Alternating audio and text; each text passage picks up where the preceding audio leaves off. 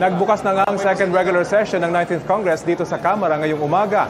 At may ulat on the spot si Tina Panganiban Perez. Tina?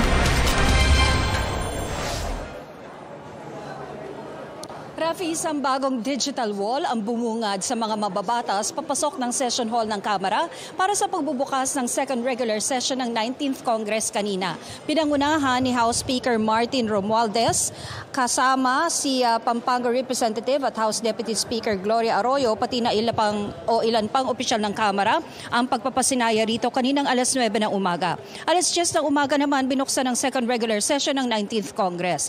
Isang choir mula sa Tacloban, Leyte ang kumanta ng pambansang awit. Sa kanyang opening speech, nangako si Romualdez na sosolusyonan ang mga problema sa sektor ng agrikultura. Pangunahin na ang pagsugpo sa smuggling ng bigas, asukal at sibuyas na nakasasama sa ating mga magsasaka.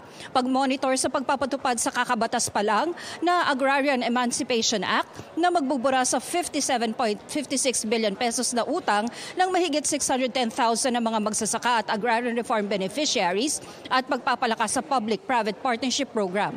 Pangako pa ni Speaker Romualdez, aaprubahan ng Kamara ang priority bills ng administrasyon na tinukoy ng Legislative Executive Development Advisory Council o LEDAC. Ipinagmalaki naman ni Speaker Romualdez ang mga nagawa ng Kamara noong unang regular session at nanawagan sa mga kongresistang ipagpatuloy ito ngayong second regular session. 311 na kongresista ang present at nagdeklara ang Speaker na may quorum. Ipinaalam na rin sa Senado at sa Pangulo ang tungkol sa quorum. Pagkatapos ng sesyon ngayong umaga, isasara Rafi ang session hall para sa security sweep ng PSG, bomb squad at K9 units para sa State of the Nation address mamayang alas 4 ng hapon. Magpapapasok ng mga bisita sa session hall simula alas 2 ng hapon. Ilalockdown na ang session hall at ang lahat ng gates ng Kamara alas 3 naman ng hapon. Rafi, dito sa likuran ko, nakasetup na rin sa labas ng session hall, dito sa main lobby, yung mga mesa at mga laptop na gagamitin para sa pagtanggap ng mga bisita mamaya. I-check kung nasa listahan ba sila at itatag sila ng PSG bago sila papasukin sa session hall. Ang pagtanggap sa Pangulo ay gagawin sa isang joint session naman ng Senado at Kamara mamaya. Rafi? Maraming salamat, Tina Panganiban Perez. Sa puntong ito, alamin na natin ang pinakasariwang balita tungkol sa pagbubukas ng sesyon sa Senado. May ulat on the spot si Mav Gonzalez. Mav? Rafi, nagbukas na ang second regular session ng Senado kaninang alas 10 ng umaga. Present ang 23 senador sa unang sesyon. On official leave naman si Senador Pia Cayetano na head ng delegasyon ng Philippine Women's Football Team sa FIFA World Cup sa New Zealand. Dumalo rin sina dating Senador Franklin Drilon at Kit Tatad, pati ang diplomatic corps sa pangunguna ni Papal Nuncio Most Reverend Charles John Brown. Inadopt ng Senado ang ilang resolusyon para sa pagbubukas ng second regular session at para sa pagtawag ng joint session ng Senado at Kamara para pakinggan ang mensahe ng Pangulo mamaya. Sa kanyang opening speech, ipinagmalaki ni Senate President Mig Zubiri ang mga nagawa ng Senado sa first regular session, gaya ng pagpasa ng anyay magagandang batas at pag-imbestiga sa masasamang gawain gaya ng korupsyon sa pulisya at mga issue sa airport.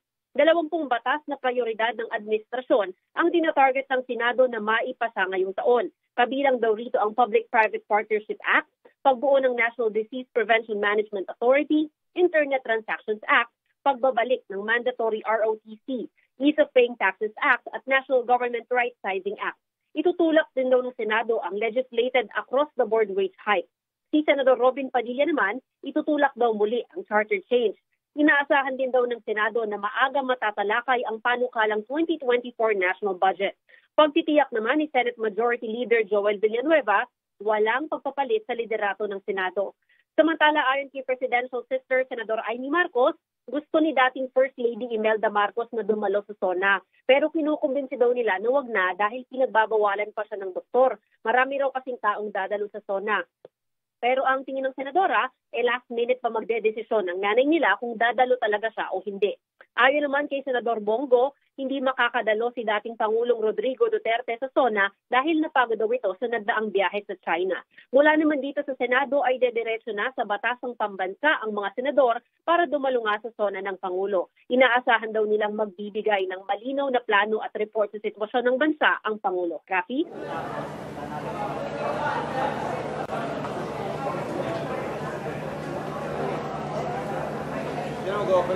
Maraming salamat sa iyo, Mav Gonzales.